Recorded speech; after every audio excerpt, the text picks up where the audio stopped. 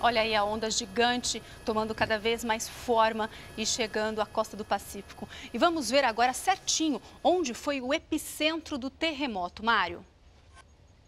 Daísa, o epicentro, como a gente vê aí na imagem, na arte, foi no mar a 25 quilômetros da província de Ojica e a 10 quilômetros de profundidade. Portanto, esse foi o epicentro dessa ocorrência sísmica que acabou provocando consequências enormes em toda a costa nordeste e norte também do Japão. Uma situação difícil. O sistema de monitoramento e alerta está acionado, a população está sendo orientada a deixar os locais de trabalho em sistema de transporte alternativo. O ônibus está sendo usado e essas imagens mostram a gravidade da situação. Carros sendo arrastados, embarcações, barcos que estavam atracados nessa região também foram arrastados pela enxurrada, na verdade pelas ondas de mais de 10 metros que avançaram para essa cidade. Você observa aí que esse viaduto, ele acabou se transformando numa ponte, porque embaixo toda a região foi ocupada pela água, pelas ondas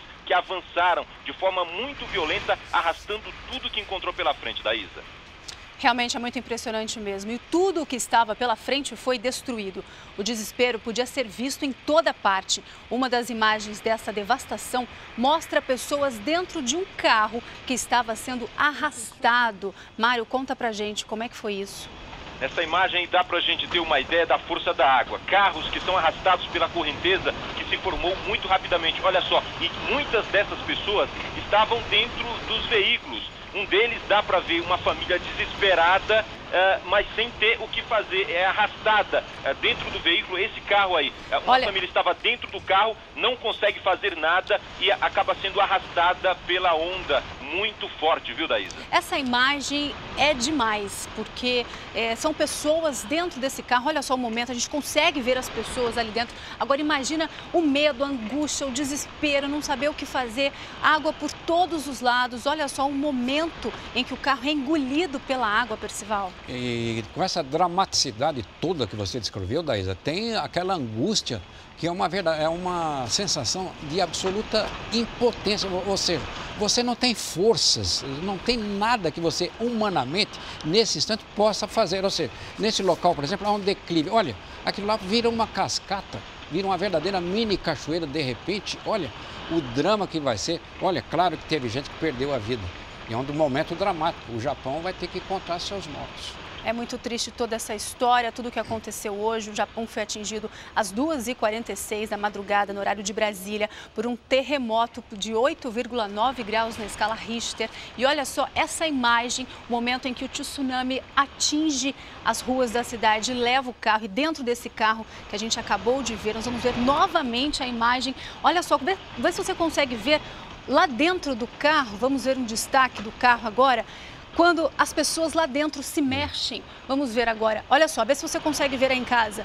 Olha só, pessoas estão dentro desse carro que está sendo levado pela força da água. Imagina só a situação, o desespero. Vamos ver, olha só, mais uma vez.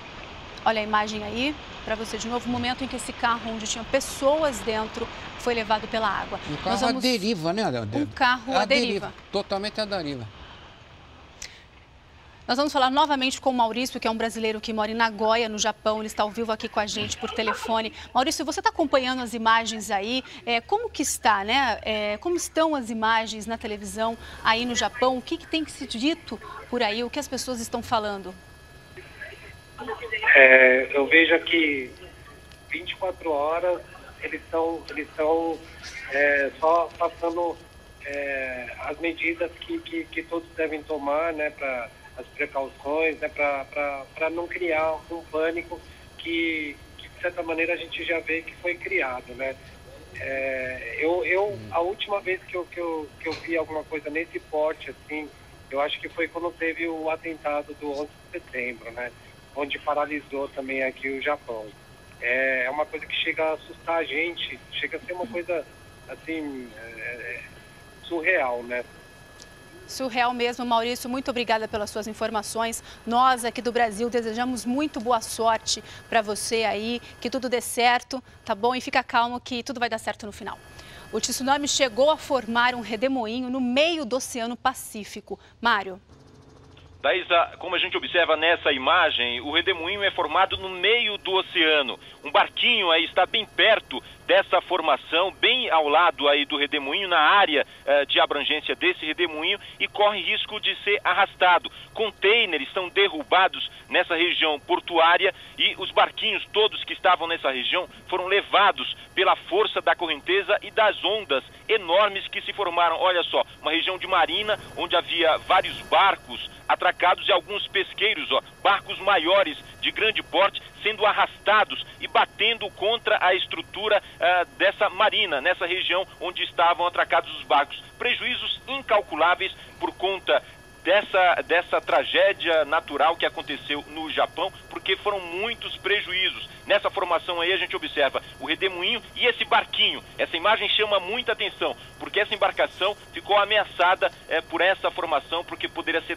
dragada por esse redemoinho aí no meio do oceano, Daísa.